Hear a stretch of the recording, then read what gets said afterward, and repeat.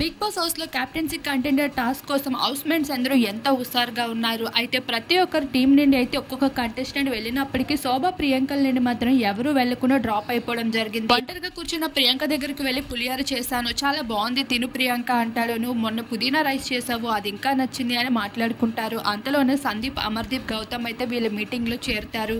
ఇంకొక వైపు చాలా బాధపడుతూ ఉంటాడు శివాజీ. అయితే తన క్యాప్టెన్సీ టాస్క్ లో పాల్గొన్న సమయంలో అయితే తన భుజం బాగా ఫ్రాక్చర్ అవుతుంది.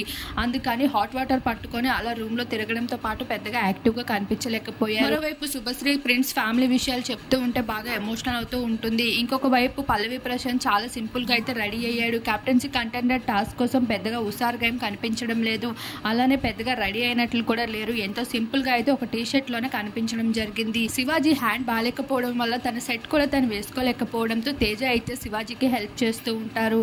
ఇలా శివాజీ పరిస్థితి అయితే రోజు రోజుకి చాలా దారుణంగా మారుతుంది మెడికల్ విషయంతో పోల్చుకుంటే.